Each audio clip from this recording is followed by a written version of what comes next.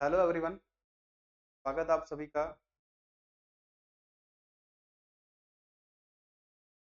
आज की date start करते हैं। आपसे लास्ट क्लास के अंदर पहला क्वेश्चन था ओणम त्योहार के बारे में। आपको ये बताना था कि ओणम त्योहार राज्य के अंदर जाता है, celebrate करते हैं, मेनली करते हैं सेलिब्रेट ऑफ केरल। केरल राज्य के अंदर मनाया जाने वाला ये कि हार्वेस्टिंग फेस्टिवल, यानी फसल कटाई के बाद जो आते हैं फेस्टिवल, फसल की अच्छी फसल के कास्ट में।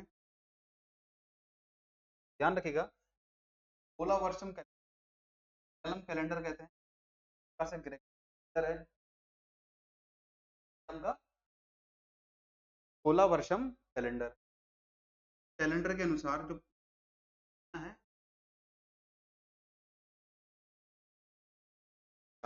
ये केरल के अंदर कुल 3 त्योहार मनाए जाते हैं। 2 त्योहार और भी हम आगे बढ़ने वाले हैं, तो ध्यान रखिएगा। तो सेकंड त्योहार कौन से? एक तो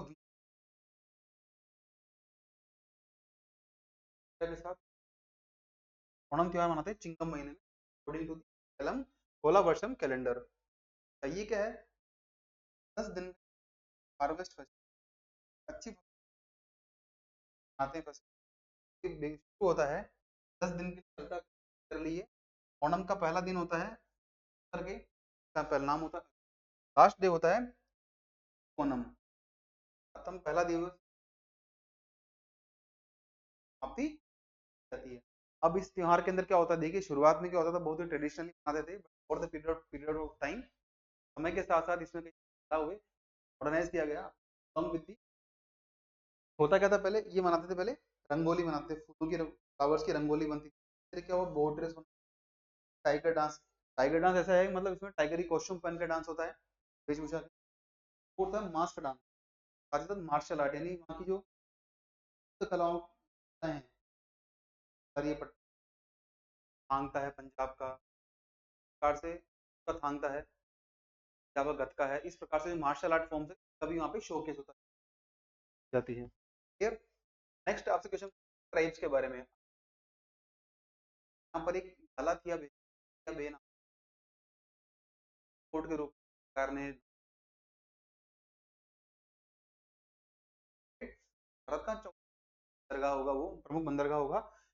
ये आपसे पूछा गया था अंडमान निकोबार में जातियां कौन सी पाई जाती है, पर दो मेन कैटेगरीज में जाति समुदाय पाए जाते हैं, क्लासिफाइड इनटू ट्राइबल ग्रुप।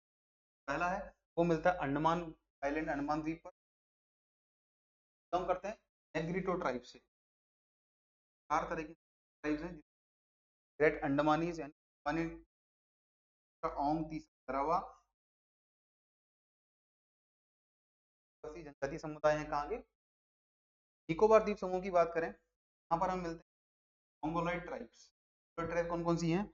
एक तो शोम्पेन जनजाति है, और दूसरी वारियस। ये 6 जनजातियां हैं, कहाँ मिलती हैं? और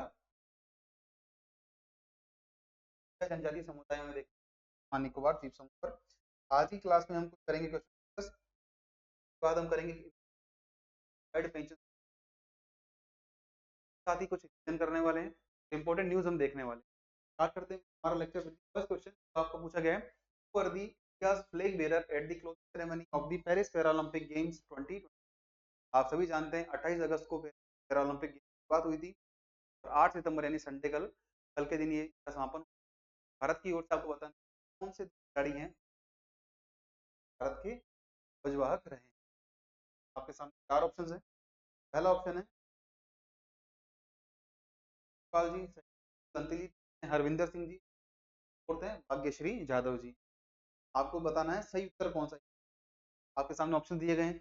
अब इसमें 2 खिलाड़ी ऐसे हैं जिन्होंने की Paris para Olympic game opening ceremony स्वागत समारोह के अंदर क्या किया था, ओपनिंग सेरेमनी पार्टिसिपेट किया था। अब आपको बताना समाप्त, ध्यान रखिएगा, भाग्यश्री यादव और सुमित। ऑप्शन सेकंड ऑफ ने पार्टिसिपेट ओपनिंग सेरेमनी भारत के थे। और 2 ऑप्शन बचते हैं आपके सामने, काल और हरविंदर सिंह जी। दोनों हैं खिलाड़ी हैं जिन्होंने क्लोजिंग सेरेमनी पार्टिसिपेट किया as the plus flag. Track and field हमारे गोल्ड ओलंपिक।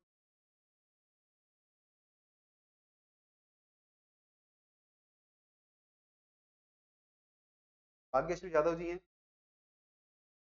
ये रहे हमारे 28 अगस्त को हुए पेरिस पैरालंपिक के सेरेमनी के ध्वजवाहक।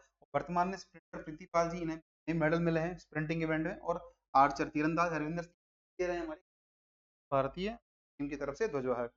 ध्यान रखिएगा भारतीय टीम लगभग एक्जैक्टली 4 प्लेयर्स पार्टिसिपेट किया है। 12 स्पोर्ट 12 खेल इवेंट थे, 22 इवेंट अलग अलग अलग अलग अलग भारतीय टीम पार्टिसिपेट।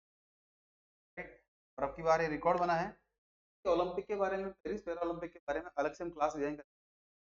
पैरा ओलंपिक की क्या अचीवमेंट रहे और सबसे अधिक सर्वाधिक मेडल प्राप्त की क्लास हम लेक्चर कर लेंगे। बट अपार्ट फ्रॉम दैट बात करते हैं भारत की ओर,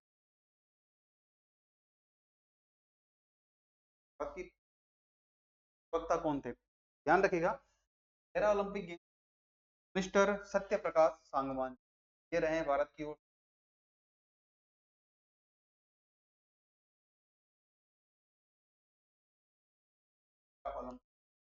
से पहले क्या हुआ था, मिस्टर गगन जी हैं,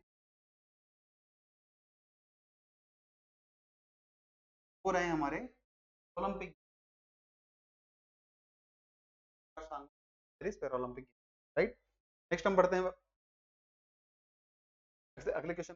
जो क्वेश्चन समझते हैं, हाल ही में स्वास्थ्य मंत्रालय के द्वारा एक पद्धति है, प्रणाली है,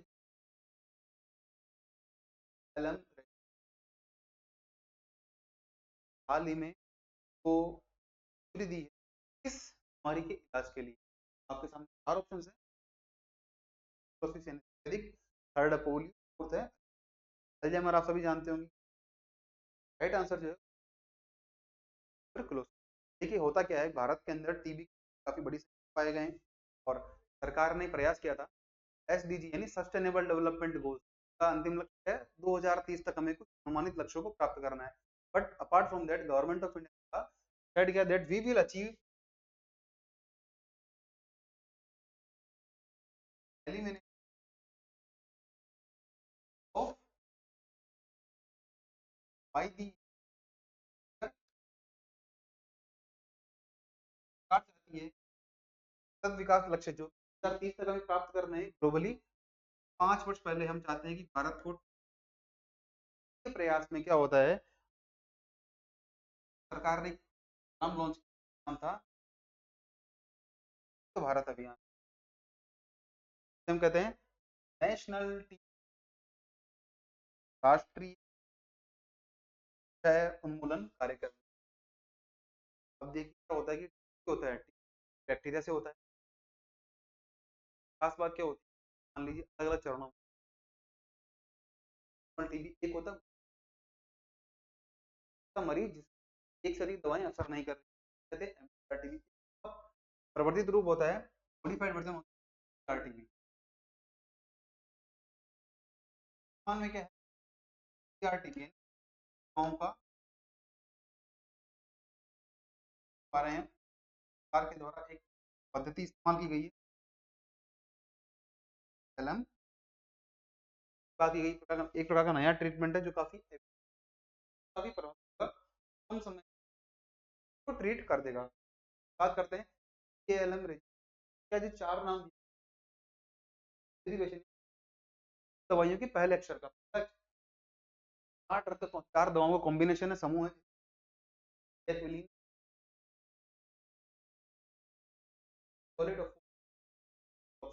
4 दवाइयां हैं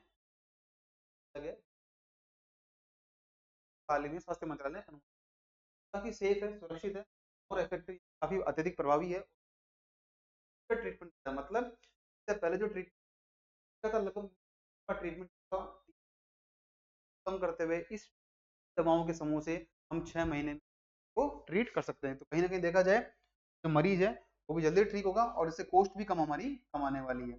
अच्छा, अब जो हम बात करें बात करें, ध्यान रखिएगा सरकार के द्वारा पहले प्रोग्राम था जिसका नाम था रिवाइज्ड ट्यूबरकुलोसिस कंट्रोल प्रोग्राम, यानी परिवर्तित राष्ट्रीय कार्यक्रम नाम था पहले प्रोग्राम का। सरकार ने 2020 में नाम बदला, इसका नाम रखा।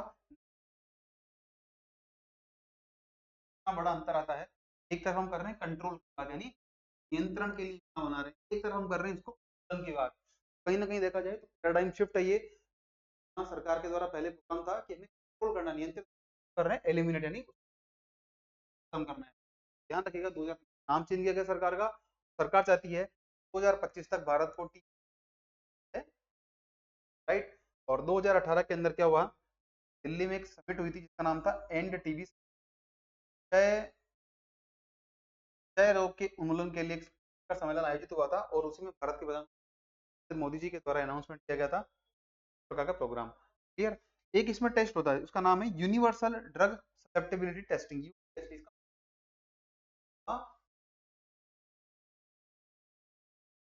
तो एक ऐसा टेस्ट जिसके अंदर ही पता लगा सके वो जो दवाएं हैं उस व्यक्ति पर एप्लीकेबल है, उसके ऊपर हो रही इफेक्टिव यानी प्रभावी है या नहीं है।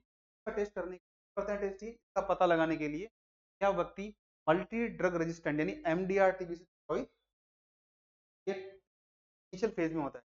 अब दूसरी बात हम करें, हमारी राष्ट्रपति महोदय श्रीमती द्रौपदी मुर्मू लॉन्च किया गया प्रोग्राम जिसका नाम प्रधानमंत्री 9 सितंबर 2022 को लॉन्च किया, द्वारा लॉन्च नहीं किया गया, इसे राष्ट्रपति। इसका इसका ऑब्जेक्टिव क्या है, इसका ऑब्जेक्टिव ये है, चाहते हैं जन भागीदारी के माध्यम से सिस्टम बनाए, इकोसिस्टम क्रिएट करें, ऐसा लोग मिलकर करने जैसे पीड़ित जाल से बाहर लेकर आ सकें, को एलिमिनेट कर पाए। नेक्स्ट हम बात करें, दूसरा मोड लॉन्च किया गया था जिसका नाम था मित्र। का मतलब क्या है, राष्ट्रपति के द्वारा लॉन्च किया गया है। इसमें यह है डायग्नोस्टिक यानी व्यक्ति की जांच करना पोषण स्तर पर और इस प्रकार की वो है ताकि करने योग्य बन जाए, और इसके अंदर क्या हो, सभी का योगदान किया जाए, मतलब कि इसमें है और सभी इसमें योगदान की बात की गई है। नेक्स्ट है निक्षय 2.0 का पोर्टल है जो करता है एडिशनल पेशेंट सपोर्ट। चाहते हैं कि 2025 तक टीबी भारत टीबी मुक्त है, के प्रयास में सरकार ने कहा है 2.0 पोर्टल का बेसिक ऑब्जेक्टिव ये है कम्युनिटी का यानी समुदाय का भागीदारी, एलिमिनेशन ऑफ। अगला क्वेश्चन हमारे लिए तो नेक्स्ट प्रोजेक्ट, ध्यान रखिएगा आपसे किसी में पूछ तो नेक्स्ट प्रोजेक्ट का संबंध किससे, next project associated of which of the following. पहला है ऑप्शन आपके सामने, first ever launch to Bharat में मोतियाबिंद के रोगी हैं उनके उपचार के लिए चलाया गया पहला प्रोजेक्ट, पहला ऑप्शन। दूसरा है India's initiative for the use of artificial intelligence यानी भारत में कृत्रिम बुद्धिमत्ता के उपयोग के लिए चलाया गया प्रोजेक्ट, ऑप्शन गलत है। थर्ड ऑप्शन है India's first ever trend insights and forecasting initiative for the Indian fashion यानी भारतीय फैशन ओर से पहली बार चलाया गया प्रवृत्ति अंतर्दृष्टि, यानी उसका मतलब ये है जो अलग अलग फैशन ट्रेंड चलते हैं, कभी कौन सा ट्रेंड आता है फैशन को आइडेंटिफाई पहचान करने के लिए, मान लगाने के लिए बनाया गया प्रोजेक्ट। फोर्थ है इंडियाज डिफेंस इनिशिएटिव फॉर अमृतकाल की अमृतकाल के लिए भारतीय रक्षा, ऑप्शन में का संबंध है फैशन और मिनिस्ट्री ऑफ टेक्सटाइल यानी वस्त्र मंत्रालय के द्वारा इसको लॉन्च किया गया। भारत के वस्त्र मंत्री कौन है, शिवराज सिंह जी के द्वारा इसे लॉन्च किया था और इसे डिजाइन किया गया national institute of fashion technology यानी राष्ट्रीय फैशन तकनीकी संस्थान के द्वारा इसको बनाया गया एक बाइलिंगुअल पोर्टल यानी हिंदी और इंग्लिश में बनाया गया पोर्टल, मान लगाएगा आने वाले समय के अंदर आर्टिफिशियल लगा पाए आने वाले समय में फेशन ट्रेंड भारत में आ सकता है और कंट्रीज पर डिपेंडेंट है करने के लिए। आप सभी जानते हैं वस्त्र मंत्रालय जो है अलग अलग प्रयास करता है कि वस्त्र प्रचार कर पाए और अलग से अलग अधिक से अधिक रोजगार सृजित। साथ ही साथ इसके साथ हमने इसके साथ बुक लॉन्च की है, इसका नाम है फैशन ट्रेंड बुक, इसका नाम है परिधि।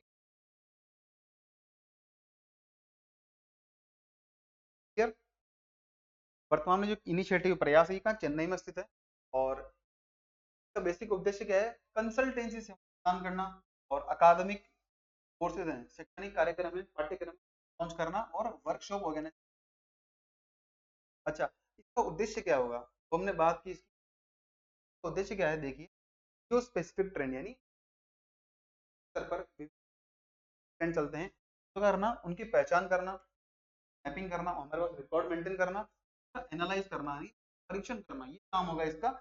और साथ ही साथ भारत की जो अलग अलग विविधताएं, रिफ्लेक्टिंग दी पॉजिटिव प्लुरलिटी यानी भारत की जो सकारात्मक है उस और सांस्कृतिक विविधता है उसको सामाजिक आर्थिक जो भारत के अलग अलग परिदृश्य मिला, ये इसका लक्ष्य है। क्लियर। और पहली बार ऐसा हो रहा है आर्टिफिशियल इंटेलिजेंस कृत्रिम बुद्धिमत्ता को मिलाते हुए टूल बना रहे हैं जिससे ट्रेंड होंगे। एडवांटेज क्या होंगे, देखिए एडवांटेज, पहला एडवांटेज होगा क्या होता है कि हम यूरोपीय देशों पर या पहाड़ी देशों पर निर्भर करते हैं कि वहाँ क्या फैशन ट्रेंड है उसको यहाँ पर वो में खत्म हो जाएगी। सेकंड है it will provide unique insight into, आप सभी जानते हैं कि क्षेत्र विशेष की अलग वेशभूषा, अलग खान पान, अलग रहन सहन होता है, तो उस पहचान के लिए क्या होगा करने वाला है कि पर्टिकुलर क्षेत्र, पर्टिकुलर स्टेट के, पर्टिकुलर डिस्ट्रिक्ट पर किस प्रकार का पहनावा है। States India strength in information technology, बिल्कुल जब हम एआई का यूज करने वाले हैं कृत्रिम बुद्धिमत्ता का, तो कहीं ना कहीं शोकेस करेगा भारत की जो टेक्नोलॉजिकल एडवांसमेंट करने वाला along with the textile. It will combine artificial intelligence पढ़ चुके हैं, संवेगात्मक बुद्धिमत्ता और कृत्रिम बुद्धिमत्ता को जोड़ने वाला है। इमोशनल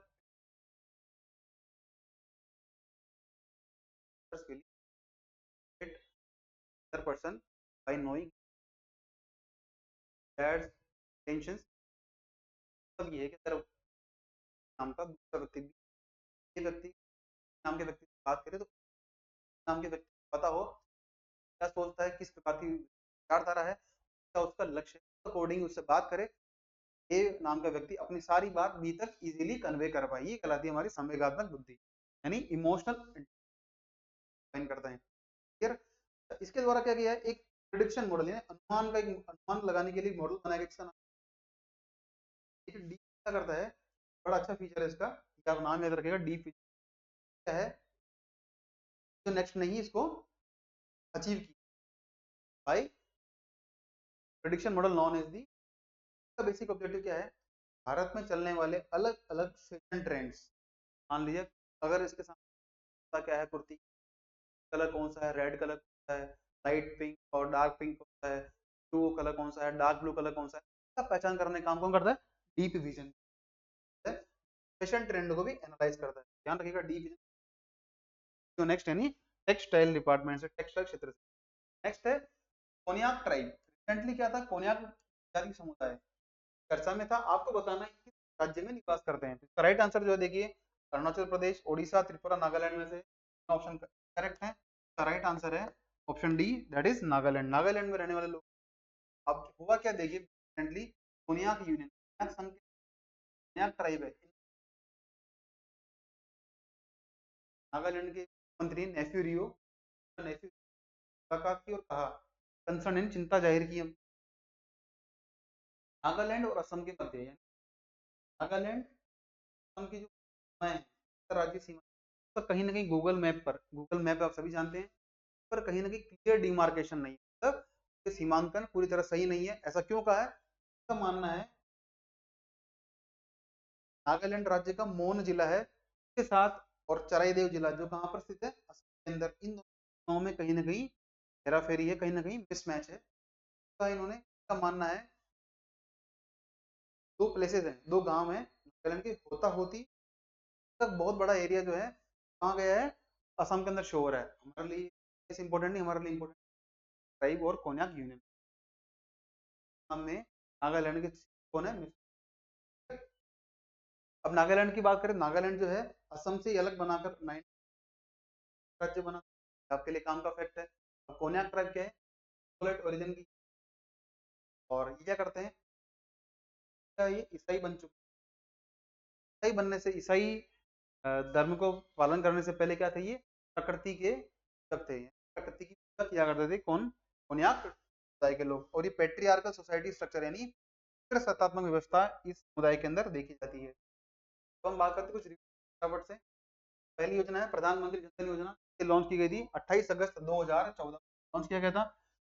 घोषणा हुई थी 15 अगस्त 2014 को रेड फोर्ट लाल किले से मोदी जी के, प्रधानमंत्री के द्वारा 28 अगस्त को शुरुआत की गई है। ये लॉन्च कर रही है वित्त मंत्रालय, लॉन्च कर रही है। इसका क्या देखिए क्या होता है, तो जो करता है तो लाख रुपए तक इंश्योरेंस, दुर्घटना बीमा मिलता है, दुर्घटना बीमा लाख रुपए की, और एक मिलता है रुपए debit card. Clear? Debit card क्यों मिलता है? ताकि जो डिजिटल ट्रांजैक्शन है यानी एटीएम का सर्वाधिक यूज कर पाए और कैशलेस इकोनॉमी की तरफ। सेकंड है, इसमें क्या होता है? ओवरड्राफ्ट फैसिलिटी, यानी अगर किसी व्यक्ति के अकाउंट में अगर पैसा नहीं, 10,000 रुपए डालने की के तहत प्रदान की गई। तीसरा है, सरकार की फीस चार्ज नहीं होती, तो अगर व्यक्ति चाहे तो महिला सरकार का बैंक फीस चार्ज नहीं करेगा। There will be no fees for account opening और मेंटेनेंस, रख रखाव के लिए फीस चार्ज नहीं किया जाएगा। साथ ही साथ इसमें गारंटी, ऐसी पर्टिकुलर रिक्वायरमेंट नहीं है, मिनिमम बैलेंस इतना अकाउंट के अंदर होना, ये कोई बाध्यता भी इसके अंदर नहीं है। ये तो ये रही खूबियां। नेक्स्ट है प्रधानमंत्री जन धन योजना अकाउंट होल्डर जो है ना, ऐसे व्यक्ति के साथ अकाउंट ओपन किया गया है, वो विभिन्न प्रकार की प्रत्यक्ष लाभ हस्तांतरण योजना है, डायरेक्ट बेनिफिट कौन कौन सी है? प्रधानमंत्री जीवन ज्योति बीमा योजना, प्रधानमंत्री सॉरी मुद्रा योजना, जिसमें कि मिलता है अलग अलग कैटेगरी में। एक है अटल पेंशन योजना, लाभार्थी का लाभ ले सकते ऐसे व्यक्ति जिन्होंने इस योजना के तहत अपना अकाउंट ओपन किया है। वर्तमान में क्या है, 53.14 करोड़ अकाउंट ओपन किया चुका है, पर में से कितना है? ऑलमोस्ट 67%, 66.6% अकाउंट होल्डर हैं। का उद्देश्य क्या था? बढ़ाना, यानी क्षेत्रों के अंदर बैंकिंग सेवाओं का प्रसार करना, जहां पर क्या है, या तो अनसर्वड है, सेवाएं प्रदान नहीं की गई, अल्प मात्रा में सेवाएं प्रदान की गई, मतलब कुछ लोगों के पास बैंकिंग सेवाओं का लाभ मिल रहा है, सर्व करने के लिए लॉन्च की गई थी। परसेंट कहाँ पर मिलता है? गूगल और ध्यान रखिए कुल अकाउंट जो ओपन हुए हैं कितने हुए हैं? लगभग 53.34 करोड़, 55% यानी 55.6%। एग्जैक्ट फिगर की बात करें 29.66 करोड़। कुल सरकार का लक्ष्य भी था कि महिला जो राज्य हमारे देश की महिलाएं हैं उनका एम्पावरमेंट करें, तो अधिक अधिकार दें, उसके तो उनके पास अकाउंट होना चाहिए। क्या बेनिफिट मिलेगा? तो प्रत्यक्ष हस्तांतरण, डायरेक्ट बेनिफिट ट्रांसफर स्कीम का लाभ सीधा मिले, लीकेज कोई लाभ नहीं हो। नेक्स्ट न्यूज थी हमारे लिए उल्लास। उल्लास क्या था? अंडरस्टैंडिंग ऑफ लाइफ लॉन्ग, यानी सभी समाज में सभी के लिए, जीवन भर के लिए को बढ़ाना। दूसरा नाम क्या था? न्यू लिटरेसी, NILP, नव भारत साक्षरता कार्यक्रम। चले नव भारत साक्षरता कार्यक्रम, सेंट्रली स्पॉन्सर्ड स्कीम, मात्रा में पैसा केंद्र सरकार देगी, कुछ मात्रा में पैसा कौन देंगे? राज्य, संबंधित राज्य और शासित करेंगे। लॉन्च किया गया मिनिस्ट्री रक्षा मंत्रालय के द्वारा। ये योजना 5 साल के लिए लागू होगी, 2022-23 से लेकर के 2026-27 तक। क्लियर? और इसमें 1,000 करोड़ का इन्वेस्ट आने वाला है। इसका लक्ष्य क्या है? देखिए 5 सालों के अंदर हर साल में 1 करोड़ व्यक्तियों को, 1 करोड़ नॉन लिटरेट, लिटरेट असाक्षर लोगों को क्या किया जाएगा, साक्षरता दी जाएगी। और वो कितनी योग्यता क्या होगी? योग्यता होनी चाहिए 15 वर्ष या उससे अधिक आयु के व्यक्ति जो कि निरक्षर हो। बारे में बात करते हैं जिसका नाम है लेप्टोस्पाइरोसिस, बोलते हैं red fever. Kind of bacterial disease, यानी कौन जनित बीमारी है। मेनली जानवर होते हैं ग्रीन में, उनके मूत्र में एक बैक्टीरिया पाया जाता है, और होता है पैरोसिस भी। मेनली क्या होता है, जब सर्वाधिक जब मात्रा में, और क्या होता है, जल जमाव जल भराव की पैदा होती है लॉगिंग में क्या होता है। नेक्स्ट न्यूज हमने पढ़ी थी क्लासिकल लैंग्वेज यानी शास्त्रीय भाषाओं के बारे में। पढ़ा था कि वर्तमान में सबसे ऐसी भाषा कौन सी है कि सर्वोत्तम रूप से दर्जा मिला शास्त्रीय भाषा का, या फिर मान शास्त्रीय भाषा प्राप्त है। तो क्वेश्चन था, ध्यान रखिएगा हमारे पास वर्तमान में 8th शेड्यूल कहाँ पर है, 8वीं 22 भाषाएं वर्णित है हमारे पास, उसमें से 6 भाषाएं हैं तमिल, संस्कृत, तेलुगु, कन्नड़, मलयालम, उड़िया। सभी को मिला है शास्त्रीय भाषा का दर्जा। पहली तमिल थी, दूसरी अंतिम उड़िया भाषा जिसमें मिला है 2014। आपको ईयर पता होने चाहिए, भाषाएं पता होनी चाहिए। शास्त्रीय भाषा का लाभ क्या मिलता है, भाषा शास्त्रीय भाषा होती क्या है, जिसका विशिष्ट प्रकार का एक लिटरेचर और साहित्य हो, तो 1500 से 2000 वर्ष पुराना साहित्य हो, भाषा में और भाषा का परिवर्तित रूप नहीं, भाषा से कोई गए हो, अलग से विशिष्ट पहचान होनी चाहिए। अब लाभ क्या होता है, लाभ ये होता है अगर किसी भाषा को शास्त्रीय भाषा का यानी क्लासिकल जाता है, तो उसके बाद क्या होता है, वर्ष में अवार्ड मिलते हैं भाषा से संबंधित, साथ ही साथ यूनिवर्सिटी ग्रांट कमीशन विद्यालय अनुदान आयोग के द्वारा केंद्रीय विश्वविद्यालयों में उनके लिए सीट बनाई जाती है, और उस क्षेत्र उस पर्टिकुलर लैंग्वेज के विकास के लिए सरकार अलग से प्रयास करती है। शास्त्रीय भाषा दर्जा प्राप्त करने का लाभ में बात करते हैं हिमाचल प्रदेश। हिमाचल गवर्नमेंट ने क्या है, महिलाओं के लिए विवाह की उम्र को बढ़ाकर कर दिया है 18 से 21। एक अब सभी जानते होंगे, एक हमारे पास दया जेटली टास्क फोर्स, दया जेटली, नाम याद रखिएगा आप, दया जेटली टास्क बनाया था सेंट्रल गवर्नमेंट के सरकार थी, महिलाओं की जो न्यूनतम 18 वर्ष से बढ़ाकर 21 वर्ष कर दिया जाए। दया जेटली, हालांकि इससे हिमाचल गवर्नमेंट से कोई लेना देना नहीं है, बट सेंट्रल गवर्नमेंट ने टास्क फोर्स खाली अभी, लेकिन इसका इम्प्लीमेंटेशन बाकी है। अच्छा, एक हमने पढ़ी स्पाइस स्कीम। स्पाइस स्कीम क्या थी, मसाला क्षेत्र के उत्पादन को बढ़ाना और एक्सपोर्ट को प्रमोट करना, ये स्कीम। बात करते हैं स्पाइस बोर्ड की, स्टैट्यूटरी ऑर्गेनाइजेशन वैधानिक संस्था जिसकी स्थापना होती है the act of spice board act 9 स्थापना होती है। ध्यान रखिएगा हेडक्वार्टर कहाँ है सर, इसका क्या है, मसाला क्षेत्र मसालों का उत्पादन बढ़ाना और निर्यात को प्रोत्साहित करना, ये सारा लक्ष्य है स्पाइस बोर्ड का। टी बोर्ड का हमने पढ़ा था, टी बोर्ड वैधानिक संस्था एक होती कॉन्स्टिट्यूशनल, एक होती स्टैट्यूटरी बॉडी जिसको कि संसद के अधिनियम के द्वारा बनाया जाए वो कहलाती वैधानिक संस्था। एक होती नॉन स्टैट्यूटरी ऑर्डर के द्वारा यानी कार्यपालिका के आदेश के द्वारा बनाया जाए वो कहलाती है हमारी बॉडी। इसकी स्थापना होती है 1950 एक्ट 1950। और ध्यान रखिएगा ये काम करती है under the ministry of commerce, वाणिज्य मंत्रालय के अधीन काम करती है। इसका हेडक्वार्टर जो है कोलकाता के अंदर है, कोलकाता के अंदर। भारत के बाहर इसके 2 कैंपस हैं, तो ओवरसीज ऑफिस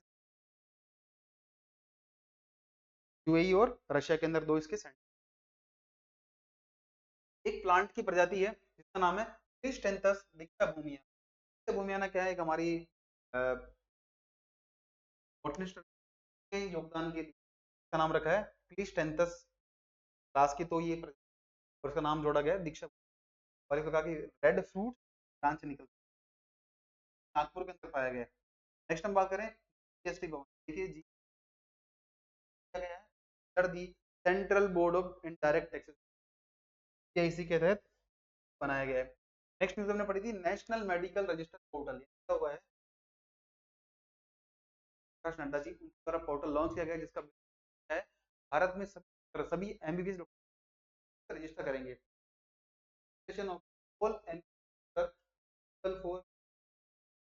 डॉक्टर जिनका उन्होंने एमबीबीएस की है भारत में पंजीकृत करना हो करेंगे वो national medical register portal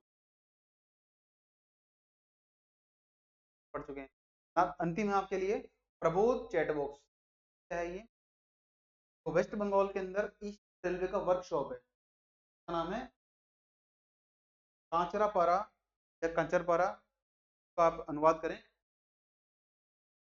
rail के द्वारा बनाया गया प्रबोध चैट बॉक्स। प्रबोध मतलब क्या होता है, इसका मतलब क्या है, इसका ऑब्जेक्टिव ये कार्मिकों को भी नियमावली रूल्स रेगुलेशन के बारे में जान, और इसके जो कार्मिक विभाग है उसके द्वारा इसको डिजाइन। बात करते हैं unified pension, most awaited scheme हमारी है, काफी दिनों से डिस्कस करने वाले थे। ध्यान रखिएगा, इसकी घोषणा की गई थी बाय द कैबिनेट ऑन 4 अगस्त, तो घोषणा रहती है, और इसका नाम होता है यूनिफाइड पेंशन स्कीम, यानी एकीकृत पेंशन योजना। इसका बेसिक काम क्या है, लागू कब से लागू होगी, इफेक्टिव फ्रॉम 1 अप्रैल 2025, 1 अप्रैल 2025 लागू होने वाली है। ध्यान रखिएगा, कमेटी का आपसे क्वेश्चन पूछा गया था पहले भी, कमेटी के रिकमेंडेशन पर जो है पेंशन है, वर्तमान में भारत के सेक्रेटरी टी सोमनाथन जी की अध्यक्षता में 2023 में गवर्नमेंट द्वारा कमेटी बनाई गई थी, समिति के अनुसार पर जो इम्प्लीमेंट कर रहे हैं। अच्छा, इसके क्या फीचर्स है, 5 महत्वपूर्ण, 5 की 5 योग्यताएं, विशेष विशेषताएं इसकी। पहला अश्योर्ड पेंशन, यानी निश्चित रूप से पेंशन क्या होगा, जो भी व्यक्ति गवर्नमेंट एम्प्लॉय है, अगर 60 साल के जो 1 वर्ष में लास्ट 12 महीनों में सैलरी मिली % मिलेगा, तौर पर उस व्यक्ति को अश्योर्ड पेंशन मिलेगा।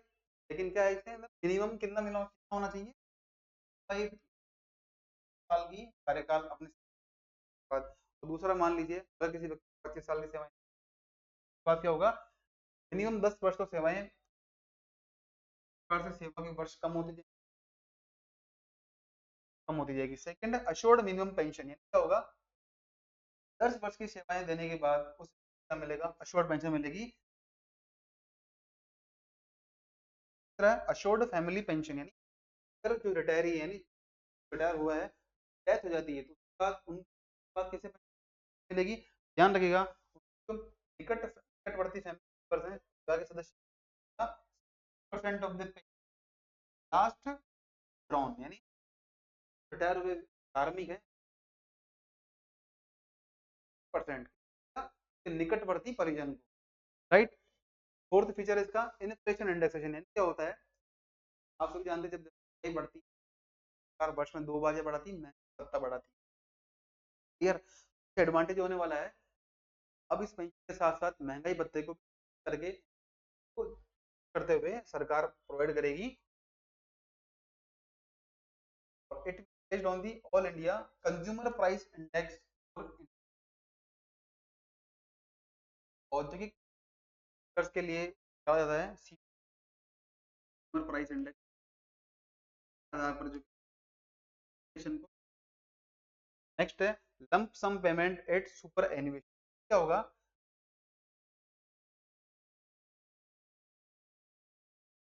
in the addition of gratuity which will be calculated by as 1/10 of the monthly emoluments। हम बात करते हैं कि एनपीएस क्या था और उसका विरोध क्यों हुआ। पहले ओपीएस बात करें, old pension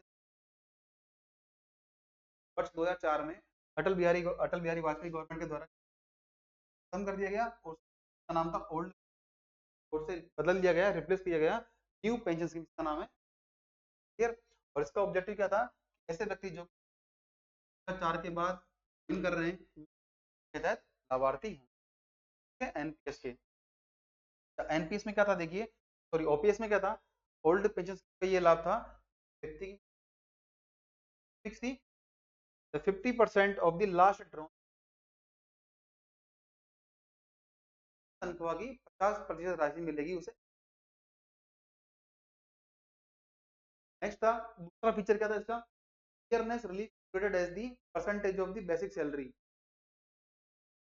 cost of living. अगर मान लीजिए महंगाई बढ़ती है तो उसका क्या होगा, व्यक्ति की बढ़नी चाहिए, तो क्या करते थे, महंगाई भत्ते के साथ एडजस्ट। एनपीएस की बात करें, एनपीएस क्यों हुआ था, तो रीजन था फंडामेंटल ओल्ड पेंशन क्या थी, इसके अलग से फंड नहीं था, सरकार के पास एक बजटरी सोर्स नहीं था जहाँ से पैसा उठाकर सरकार माध्यम से पेंशन भोग, was no purpose specially for the. अब होता क्या है देखिए, धीरे धीरे आप सभी जानते हैं, बात में ओपीएस की शुरुआत होती है, तब तो क्या सरकार के लिए इतना खर्चा नहीं था, स्वास्थ्य सेवाएं बढ़ी, लेकिन आप सभी जानते हैं गांव गांव तक जो स्वास्थ्य सेवाएं बढ़ी है, वो मेडिकल इंश्योरेंस में भी बढ़ने लगी है। इससे क्या हुआ है, व्यक्ति का जो जीवन प्रत्याशा है वो बढ़ा है, इनकी बीमारियां कम होती है, ट्रीटमेंट हो जाता है, कहीं ना कहीं उसकी लिविंग ईयर्स बढ़ जाते हैं, लाइफ स्पेन यानी एवरेज जो औसत काल है व्यक्ति का बढ़ चुका है, ये बढ़ेगा तो जो जो व्यक्ति पेंशन प्राप्त कर रहे हैं बढ़ेगी। अब इसके साथ क्या होता है, कारण क्या है, पिछले दशक में क्या हुआ है, सरकार यानी सेंट्रल गवर्नमेंट का और स्टेट गवर्नमेंट का जो पेंशन पर वाला खर्च है वो कई गुना बढ़ चुका है। अगर हम बात करें 1990-91 की तो था लगभग 3,275 करोड़ रुपए होती पेंशन। वहीं राज्य सरकारों की बात करें, राज्य सरकार की मिला लें, वो था लगभग 31,100। लेकिन अगर हम अकॉर्डिंग टू द डेटा 2020 आते थे, क्या होता है, सरकार का जो वो कितना बढ़ गया, 58 गुना बढ़ गया, वो पहुंच चुका है 1,90,000।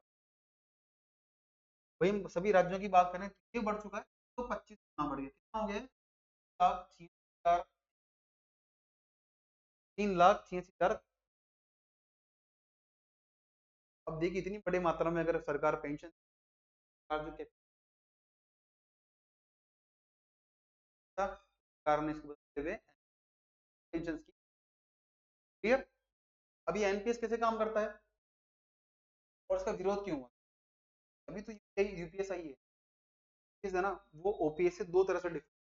पहला तो क्या था, एनपीएस में क्या था, अश्योर्ड पेंशन, सरकार से 50 चल रही थी, सरकारी कर्मी है, सरकारी कार्य वेतन का 50% था, यहाँ पर वो अश्योर्ड नहीं था, उसकी गारंटी नहीं दी गई थी। दूसरा था, it would be funded by the employees himself herself along with the equal matching by the government, यानी कार्मी करेगा उतना था, ओपीएस पर्टिकुलर कंट्रीब्यूशन करना था, क्या है, सरकारी कर्मचारी को, सरकारी कार्मिक को भी करना पड़ा था, कंट्रीब्यूट करना पड़ रहा था। ये कितना था, वो अपनी सैलरी का 10%, बेसिक पे का 10% कर रही थी, गवर्नमेंट कर रही थी कितना, 14%, कितना कर रही थी, 14% कर रही थी गवर्नमेंट। सरकार ने कहा है हम इसे करने वाले हैं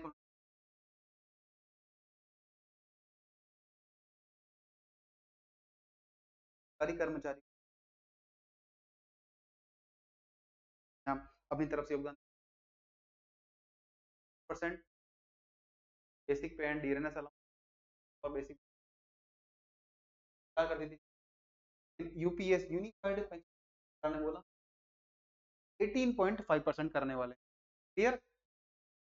अब अच्छा, दूसरा इसका रीजन क्या था, देखिए एनपीएस के अंदर जो व्यक्ति है पर्सन वो कर सकते हैं सेलेक्ट।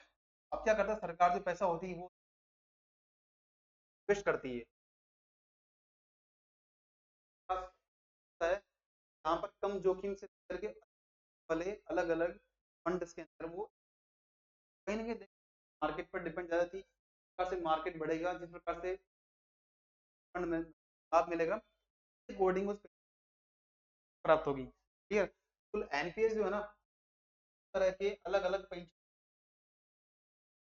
इंप्लीमेंट की जा रही थी, स्पॉन्सर की जा रही थी, एसबीआई है, एलआईसी है, एचडीएफ आईसीआई, आदित्य बिरला, टाटा और मैक्स, सारी कंपनी कर रहे थे, और उस अकॉर्डिंग जितना इन्वेस्ट आता, जितना इन्वेस्ट आएगा तो पेंशन प्राप्त होती थी। अच्छा, अब क्या है देखिए, है रिटायरमेंट के समय employees can withdraw up to 60% of the corpus of tax free. व्यक्ति रिटायर होगा, जमा राशि का 60% पैसा ले सकता है, सरकार का कर। ये था एनपीएस के अंदर, क्लियर। अब इसमें दूसरा सबसे बड़ी चुनौती क्या थी, सरकारी कर्मचारी एम्प्लॉइज थे, एनपीएस के तहत सबसे NPS not only gave lower assured returns, it also implied employees contribution was not the case में ओल्ड पेंशन पुरानी पेंशन कर्मचारी को अपनी ओर से कोई अनुदान नहीं देना होता था, बट एन देना पड़ता है, फिर भी अंशदान देने के बावजूद भी फिक्स निश्चित पेंशन आने की गारंटी नहीं। NPS not. नेक्स्ट है, सरकार हम बात कर चुके हैं कि टीवी सोमनाथन जी की समय क्या थे, वित्त देन फाइनेंस सोमनाथन के समय 2023 में गवर्नमेंट, और उन्होंने रिकमेंड किया कहीं ना कहीं हमें तो, अच्छा अब इससे कौन कौन पेंशन लाभ कौन ले, तो भी ऐसे व्यक्ति 2004 के बाद से एनपीएस के तहत में लाभ ले सकते, सारी बात बोली गई, ध्यान रखिएगा। employees can opt in, बाध्यता नहीं है, लाभ ले, कारण चाहता है लाभार्थी बना सकता है, वही चैलेंज आता है। एनपीएस में क्या होगा, व्यक्ति को अश्योर्ड पेंशन नहीं मिलेगी, बट यूपीएस में मिलने वाली है, तो मोस्ट 99 क्या होगा, लगभग 99% कार्मिक क्या करेंगे, फिर वाली बात ही नहीं, टीवी है वर्तमान में क्या है, अभी सिर्फ सेंट्रल गवर्नमेंट एम्प्लॉय के लिए, स्टेट गवर्नमेंट चाहे तो इसको भी लास्ट आपके लिए, what about the fiscal concern that had led the government to move away from दो दशक पूर्व, क्या मूव करके एनपीएस की ओर, ध्यान रखिएगा पीएस जो है ना काफी राजकोषीय घाटा सरकार का नहीं बढ़ने वाला है इतना ज्यादा जितना बड़ा है, और जी के द्वारा बोला गया है that it remains in the architecture of the contributory अंशदायी फंडेड योजना के तहत ये काम करती है, तो इतना घाटा नहीं। नेक्स्ट हम बात करें न्यूज की, इंपॉर्टेंट न्यूज की, तो पहली है 5वीं India Maldives defence cooperation dialogue, यानी भारत और मालदीव के 5वीं ये हुआ नई दिल्ली, ध्यान रखिएगा। मालदीव महासागर में स्थित आइलैंड कंट्री है। भारत के वर्तमान में रक्षा कौन है, वो है मिस्टर अरमाने जी, ध्यान रखिएगा। पहले कौन थे पता करिए आप, पहले डिफेंस सेक्रेटरी कौन थे रक्षा वर्तमान में है अरमाने जी, क्लियर। नेक्स्ट न्यूज आती है, तो एक क्राउन प्रिंस है, वहां के राजा हैं, एक खालिद बिन मोहम्मद बिन अल एक खालिद बिन मोहम्मद बिन जायद अल, भारत की 2 यात्रा पर आने वाले हैं, 3 दिन की यात्रा पर आने वाले हैं रिसेंटली, और ये आ चुके हैं।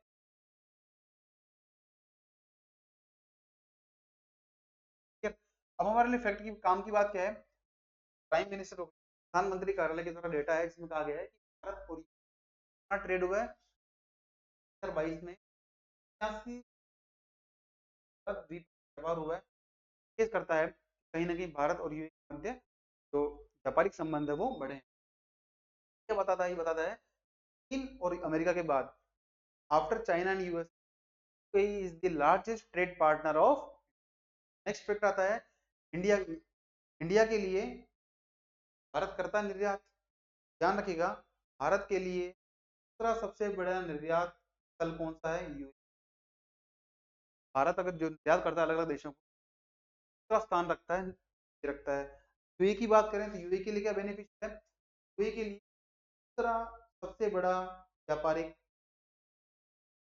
व्यापारिक जो व्यापार होता है वो होता है भारत के साथ, यार दोनों तरफ से सेकंड है हमारे लिए, तो भारत जो एक्सपोर्ट कर, भारत जो निर्यात करता है उसमें सेकंड डेस्टिनेशन क्या आती है, यूएई की आती है, और यूएई का दूसरा सबसे बड़ा व्यापारिक साझेदार देश भारत है। भारत के लिए बात करें, भारत के लिए तीसरा है, भारत के लिए तीसरा सबसे बड़ा व्यापारिक साझेदार यूएई, भारत का निर्यात करने के क्षेत्र नंबर पर यूएई आता है, यूएई का सबसे बड़ा यूएई का दूसरा सबसे बड़ा व्यापारिक साझेदार देश है।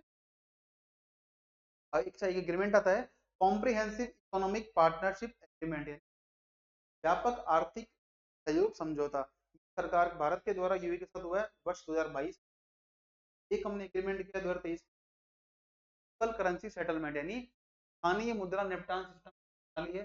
मतलब क्या है, दो देश अगर व्यापार करेंगे, भारत और यूएई, आपसी मुद्रा है। ग्लोबली क्या होता है, वैश्विक स्तर पर क्या करते हैं, डॉलर का यूज करते हैं, लेकिन हमने डिसाइड किया है यूएई का तो दिरहम होगा, भारत का रुपया, इन दोनों के अंदर हम ट्रेड करने वाले। ये हुआ हमने, तो हमने बात की थी सीपीटी की, कॉम्प्रिहेंसिव पार्टनरशिप का मुख्य समझौता, kind of free trade agreement is way away different FTA. थोड़ी हम बात कर लेते हैं इसके बारे में, एफटीए क्या होता है, free trade agreement. Trade agreement, FT क्या होता है,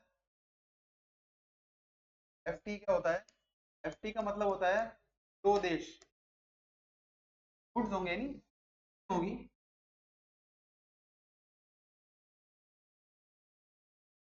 और वस्तुओं का आदान प्रदान करेंगे, व्यापार करेंगे, लेकिन क्या होगा, प्रकार की सेवाएं, सर्विसेज होती हैं, सर्विसेज प्लस इन्वेस्टमेंट को इंक्लूड नहीं किया गया है। ये इसके इंक्लूड मर्चेंडाइज से नेगेटिव लिस्ट का मतलब क्या है, तो देश ये डिसाइड करते हैं कि हमें निम्नलिखित वस्तुओं के व्यापार के लिए कोई प्रकार का टैरिफ कर नहीं लगाने वाले हैं, कस्टम नहीं लगाने कस्टम वाले हैं, लेकिन एक नेगेटिव लिस्ट होती है जो बता दी है पर तो व्यापार समझौता लागू नहीं होगा, इन पर जो ग्लोबल हमारी रेट लगती है वो लगने वाली है। साथ ही साथ एफटीए के अंदर क्या आता है, सर्विसेज यानी सेवाओं का व्यापार नहीं होता, नहीं ही निवेश का व्यापार होता है। इसका थोड़ा बड़ा रूप कहलाता है कॉम्प्रिहेंसिव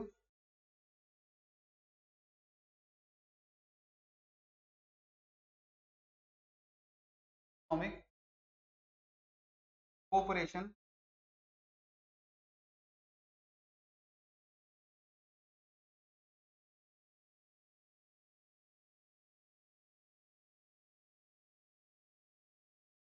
यानी व्यापक आर्थिक सहयोग समझौता। इसमें क्या होगा, देखिए एफटीए से बड़ा होगा, मतलब वस्तुएं सेवाएं भी होगी, मतलब व्यापार होगा, गुड्स सर्विसेज प्लस देश के संबंध में भी अलग अलग करते हैं। और इसी का बड़ा रूप होता है हमारा कौन सा, कॉम्प्रिहेंसिव इकोनॉमिक पार्टनरशिप एग्रीमेंट, व्यापक आर्थिक भागीदारी समझौता जिसे बोलते हैं सीईपीए। क्या है, व्यापक आर्थिक भागीदारी समझौता, पढ़ रही 2022 में की, और वस्तुओं और निवेश बढ़ाना, कम से कम उसमें योगदान उत्पन्न। क्लियर। नेक्स्ट है ओडीएफ अंडर स्वच्छ भारत मिशन, हम पहले पढ़ा था। स्वच्छ भारत मिशन के तहत क्या हुआ है कि तो नवजात मृत्यु दर है, मॉर्टेलिटी रेट है, कमी देखी गई है प्रति वर्ष लगभग 60 से 70 हजार बच्चों की कम हो रही है, सर्वे। अच्छा हम बात करते हैं ओडीएफ स्टेटस के बारे में। स्वच्छ भारत मिशन की शुरुआत की गई थी 2 अक्टूबर 2014 को, लक्ष्य था कि 2019 तक, 2 अक्टूबर 2019 क्या करें, भारत को करें स्वच्छ भारत बनाएं, और ओडीएफ में शौच से मुक्त भारत को बनाना, ये लक्ष्य हमारा था। और है to eliminate open defecation free, मतलब ओपन डिफिकेशन यानी खुले में शौच से भारत को मुक्त करना, हाथ से जो मैला ढोने की प्रणालियां हैं, प्रथाएं हैं, उसको करना, प्रमोट साइंटिफिक वेस्ट मैनेजमेंट यानी वैज्ञानिक आधार पर जो ठोस अपशिष्ट है उसका प्रबंधन करना, ये इसका अंतिम भारत मिशन का। बात करते हैं स्वच्छ भारत मिशन के बारे में, ये बात कर ली कि 2019 तक क्या करना, भारत को खुले में शौच से मुक्त। कैटेगरीज है ओडीएफ यानी ओपन डिफिकेशन फ्री, एक भी व्यक्ति खुले के अंदर शौच नहीं कर रहा, ये तो कहलाता है ओडीएफ। ओडीएफ प्लस क्या होगा, खुले में शौच से मुक्त साथ साथ जो हमारे सार्वजनिक शौचालय हैं उनका रख रखाव, हम उनका मेंटेन चलन भी कर रहे हैं, उनका रख रखाव भी अच्छे से। ODF plus, ODF plus plus क्या होता है कि ओडीएफ प्लस जो सारी शर्तें वो तो पूरी करें, साथ ही साथ क्या हो, एंड सेप्टेड ट्रीटमेंट, जो भी हमारा टॉयलेट का वेस्ट होता है उसका भी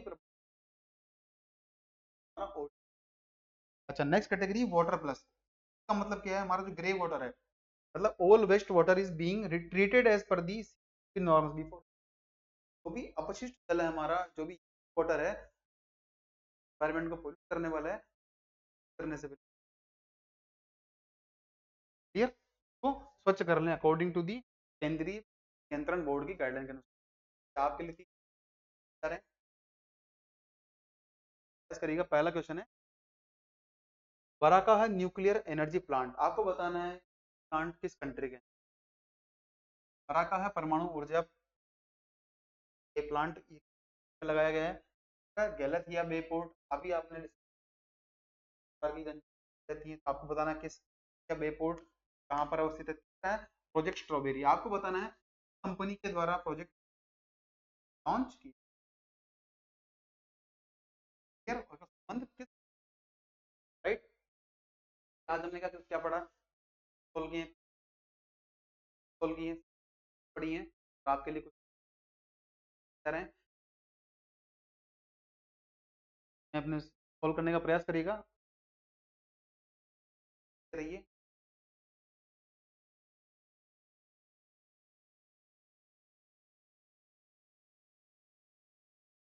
आपको लाइक करिएगा और